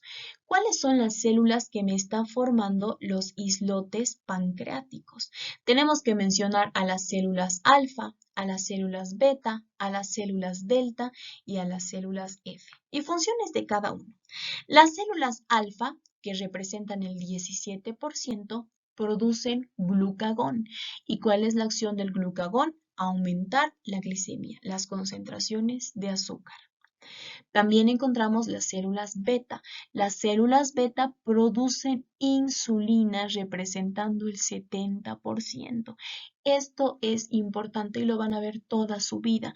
Las células beta producen insulina, no las células alfa. También encontramos las células delta. Y esto es interesante. Quiero que vean cómo las células delta producen somatostatina representando el 7%. Las células delta inhiben a las células beta en la producción de insulina. Por tanto, no disminuye la glicemia y estimula a las células alfa aumentando la producción de glucógeno y por tanto de glicemia. Y por último, las células F. las células F producen el polipéptido pancreático y el polipéptido pancreático inhibe a las células delta. Por tanto, las células delta ya no pueden inhibir a las células beta y las células beta producen insulina. Es todo un ciclo de 4 hormonas: alfa, glucagón; beta, insulina; delta, somatostatina, que inhibe a las células beta, y las células F, que inhiben a las delta. Regulación de la glicemia. En realidad es bastante sencillo. Supongamos que estamos en ayuno, no hemos comido absolutamente nada, por tanto estamos en un estado de hipoglicemia. Esto estimula a las células alfa que producían glucagón. El glucagón se dirige a las células hepáticas para convertir el glucógeno en glucosa. ¿Cómo se llama eso? Glucógeno lisis. Además, formar glucosa a partir de ácido láctico y aminoácidos. A esto se llama gluconeogénesis. Por tanto, la glucosa va a ser liberada de las células hepáticas y la glucosa vuelve a su normalidad. E incluso si es demasiado, es decir, hay un estado de hiperglicemia por un mecanismo de retroalimentación negativo, deja de producirse glucagón. Ahora, ¿qué es lo que sucede cuando hay hiperglicemia o demasiada azúcar? Por ejemplo, en el caso de la diabetes. ¿Quién se va a producir o quién estimulamos? A las células beta en la producción de insulina. La insulina puede dirigirse a diferentes células corporales y podemos ver cómo va a hacer todo lo posible para meter el azúcar que está en la sangre dentro de las células. Convertir la glucosa en glucógeno. A esto se llama glucógenogénesis, formación de glucógeno. Incrementar la captación de aminoácidos e incrementar la síntesis proteica para que no haya gluconeogénesis, así como también acelerar la síntesis de ácidos grasos. Y con todo esto, ¿qué sucede? Disminuyen los niveles de azúcar hasta normalizarla. Y si es que entramos a un estado de hipoglicemia, por mecanismo de retroalimentación negativo, inhibimos a las células beta y ya no se produce insulina. También tenemos que hablar de los ovarios y de los testículos. Vamos a hablar primero de las hormonas que producen las gónadas, ¿no es cierto? ¿Quiénes son las gónadas? Los ovarios y los testículos. Son órganos que producen los gametos, óvulos y espermatozoides. ¿Qué hormonas me producen los ovarios? Por ejemplo, estrógenos, que pueden ser el estradiol y la estrona, así como también la progesterona, la inhibina, gracias a la folículo estimulante, y la relaxina. Mayormente nosotros hablamos de estrógenos y progesterona, ¿no es cierto? La progesterona que te está ayudando en la gestación. Sin embargo, en las gónadas masculinas, es decir, en los testículos, se produce testosterona e inhibina.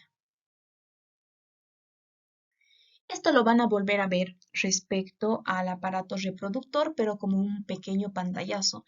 Tenemos que saber que la mujer tiene un ciclo que dura 28 días.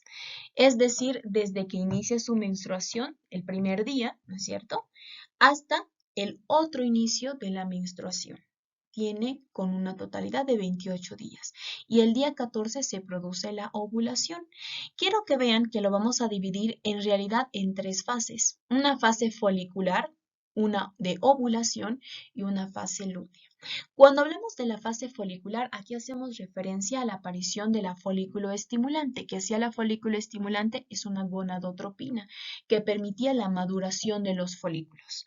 Cuando ya adquieren su tamaño demasiado, quiero que vean cómo este es el endometrio, este tejido que ven abajo es el endometrio, una capa del útero, la más interna donde se produce la implantación.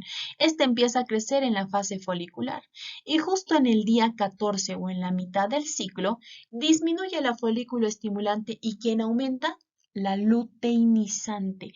Por tanto, ya nuestro folículo deja de crecer, ya ha tenido su tamaño máximo, que es un folículo maduro, y se va a liberar el óvulo. ¿Cuándo sucede esto? Cuando disminuye la folícula estimulante terminando la fase folicular y cuando aumenta la luteinizante. Esta hormona luteinizante es la que permite la ovulación. Para continuar con la fase lútea Y en realidad, cuando vean reproductor, van a ver la formación del cuerpo lúteo. Y este cuerpo lúteo me produce progesterona. Es decir, que aquí ya ha salido, ¿no es cierto?, el óvulo. Y lo que queda, porque queda un pequeño pedazo, a esto se llama cuerpo lúteo. El cuerpo lúteo es el que me produce la progesterona y está haciendo todo lo posible para poder ayudar en la implantación. No hay fecundación y por tanto se produce la menstruación. Ya estamos hablando en realidad de órganos más pequeños y los siguientes pues son más sencillos. El siguiente que vamos a hablar es la glándula pineal. No es lo mismo hablar de glándula pituitaria y de glándula pineal. La pituitaria es la hipófisis y la pineal es la epífisis. Tenemos que saber que esta tiene forma de piña y produce la melatonina, además que viene del núcleo supraquiasmático y relacionado con la retina. ¿Para qué sirve la melatonina? Es la que regula el ciclo circadiano y se ha visto que tiene función reproductiva porque en animales se atrofia esta glándula y por tanto no tienen apetito sexual. Además, también está relacionado con el trastorno afectivo estacional. Evidentemente, hay un cambio, ¿no es cierto?, a nivel de las estaciones, principalmente hay frío, hay oscuridad, no suele haber el sol, y una persona empieza a deprimirse y cambia también su ciclo circadiano. Cabe mencionar que esta es la que produce el sueño o la que permite que estés consciente. Y cuando hay una alteración o un tumor incluso a nivel de esta glándula, pues evidentemente puedes tener sueño. Muy bien, y ya acabando, vamos a hablar del timo. Tenemos que saber que el timo en realidad nos puede producir timosina, factor humoral tímico, factor tímico y timopoyetina. La principal acción que tiene el timo son funciones inmunológicas, gracias a que ayuda a la producción de los linfocitos T, por tanto, glóbulos blancos. Como les había mencionado, el aparato endocrino es bastante extenso, donde nosotros tenemos diferentes tejidos que también nos van a producir hormonas. Por ejemplo, en el tubo digestivo tenemos a la gastrina que promueve la secreción del ácido clorhídrico del jugo gástrico, el péptido insulinotrópico dependiente de glucosa que estimula la liberación de insulina, la secretina que estimula la secreción del jugo pancreático y de la bilis en presencia de alimentos, y la colecistoquinina. Colecisto, que significa vesícula. Entonces, en presencia de alimentos, la colecistoquinina se dirige a la vesícula para estimular a las contracciones de la misma y, por tanto, dejar el pasaje o permitir el pasaje de la bilis. También encontramos la piel, el colecalciferol, que este es importante para la síntesis del calcitriol, la forma activa de la vitamina D y por tanto aumenta la concentración de calcio junto con la paratormona. A nivel de la placenta, la gonadotropina coriónica humana. Esta gonadotropina coriónica humana, que es producida evidentemente por la placenta, esto va a ayudar a mantener el embarazo, porque hemos quedado que el cuerpo lúteo, nuevamente, la folícula estimulante permite el crecimiento de los folículos, ¿no es cierto? Pero necesita romperse, necesita producirse la ovulación, liberarme el óvulo, y esto lo hace gracias a la luteinizante. Entonces, la luteinizante, entramos a la fase lútea y podemos ver cómo se libera el óvulo, pero queda un pedacito. A eso se llama cuerpo lúteo. Y este me produce progesterona para mantener el embarazo, pero no puede mantenerlo por vamos a poner los 9 meses, ¿no es cierto? Por las aproximadamente 40 semanas. Entonces, necesita la placenta producir esta hormona para seguir manteniendo el embarazo, así como también estrógenos y progesterona y la somatotropina coriónica humana para ayudar al desarrollo de las glándulas mamarias. En los riñones, que ya lo hemos visto en aparato urinario, por ejemplo, la renina para aumentar la bulimia, eritropoyetina para evitar la anemia y aumentar la formación de los glóbulos rojos, el calcitriol, que es la forma activa de la vitamina D, el corazón a nivel del péptido natriurético auricular que permite la natriuresis, es decir, eliminar sodio y por ósmosis también el agua, y el tejido adiposo, la leptina, que va a suprimir el apetito. También tenemos que mencionar el estrés, ¿no es cierto? Existen diferentes factores que contribuyen al estrés. De forma fisiológica, normalmente tenemos el eustrés, que es un estrés normal, y el diestrés, y es un estrés patológico. Y aquí participan diferentes hormonas, y yo ya les había enseñado de uno. El cortisol necesitamos para el estrés, es la principal hormona del estrés. Y por tanto también necesitamos aumentar los niveles de azúcar, que necesitamos somatomedinas que venga de la hormona del crecimiento y las hormonas tiroideas que van a aumentar la degradación del ATP. Además, aparte de estas hormonas, también tenemos contribución del sistema nervioso autónomo, principalmente el simpático, gracias a las células enterocromáfines de la médula suprarrenal que producen adrenalina y noradrenalina. Con eso hemos acabado todo lo que es el tema de aparato endocrino y muy rápidamente vamos a ver algunos trastornos hipofisiarios y las diferentes glándulas que hemos visto. Por ejemplo, respecto a la hormona de crecimiento, nosotros podemos describir el enanismo y el gigantismo, pero esto en personas que todavía presentan la placa epifisiaria, es decir, que todavía pueden crecer. El enanismo obviamente no, porque hay deficiencia de la hormona de crecimiento, pero en el gigantismo la hormona de crecimiento está tan elevada que la placa epifisiaria, pues en vez de cerrarse, esta es demasiado grande y evidentemente es lo que hace que las personas tengan talla alta.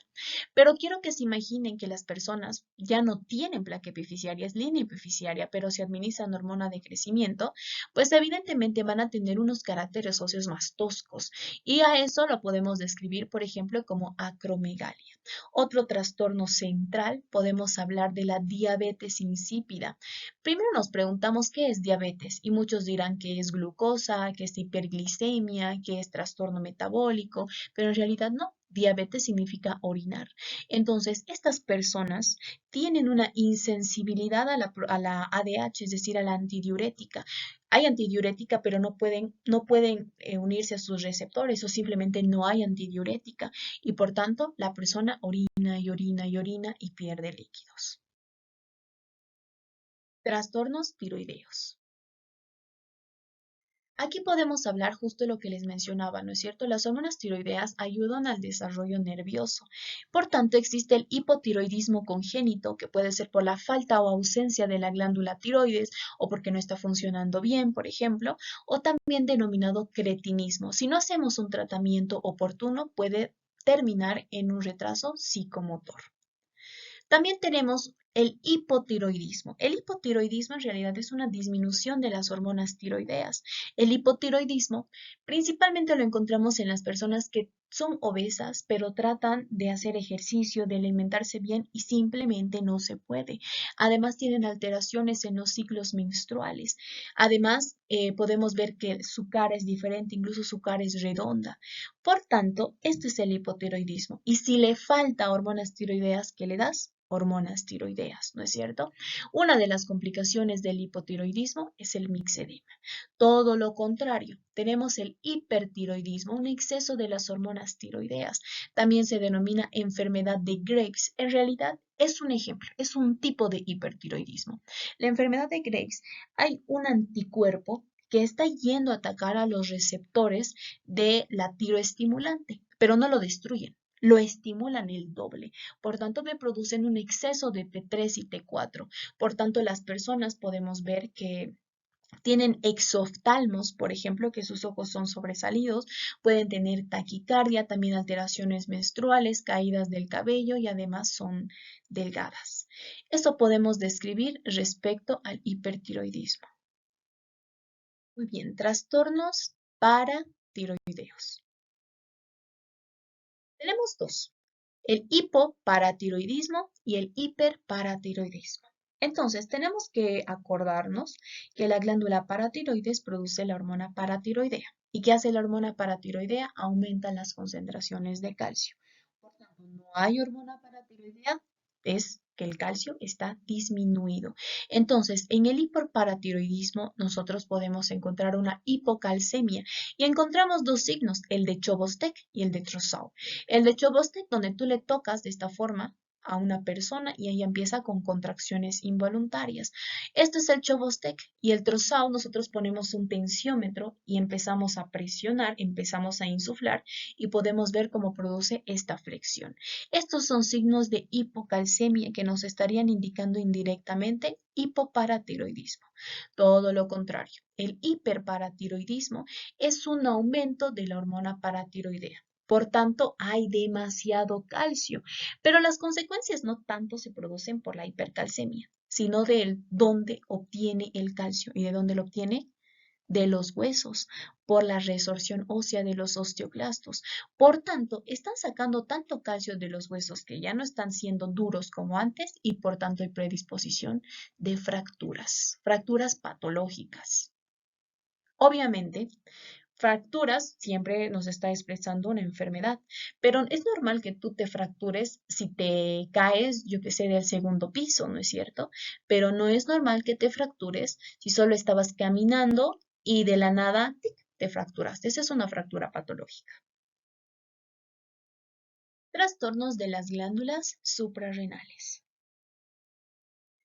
Por ejemplo, cuando hay un exceso del cortisol, tenemos el síndrome de Cushing. El síndrome de Cushing podemos ver una persona que tiene esta cara de luna llena, tiene varices a nivel abdominal, además tiene un aumento del perímetro abdominal. ¿No es cierto? Ese es el síndrome de Cushing. Y además tiene las defensas disminuidas porque es un glucocorticoide, produce depresión inmunológica y además diabetes por su efecto diabetogénico. La enfermedad de Addison es todo lo contrario al síndrome de Cushing. Aquí ya hay una disminución del cortisol. Entonces, analizaremos. Hay una disminución del cortisol. ¿Qué se va a producir en el hipotálamo? Hormona liberadora de adrenocorticotrofina. Demasiado porque no está respondiendo nuestra glándula suprarrenal. Esta hormona liberadora de corticotrofina va a estimular a la hormona melanocito estimulante, ¿se acuerdan? Y por tanto aumenta la producción de melanina en la piel. También encontramos el feocromocitoma. Cuando hablamos del feocromocitoma estamos hablando de un tumor a nivel de la glándula suprarrenal. Y ya terminando, la enfermedad prevalente, no contagiosa ni infecciosa en nuestra población, la diabetes mellitus. ¿Y qué les dije que es diabetes? Orinal. ¿Y mellitus? Pues miel. En realidad nuestro libro nos menciona pues toda una hoja entera respecto a lo que es diabetes porque sí es una enfermedad bastante interesante. Tenemos a la diabetes mellitus de tipo 1 y la diabetes mellitus de tipo 2. La diabetes de tipo 1 se refiere a que las células beta que producían insulina pues están dañadas o simplemente no hay, por más que mantengan buena dieta. Sin embargo, en la diabetes mellitus de tipo 2 es adquirida, no hay daño a nivel de las células beta.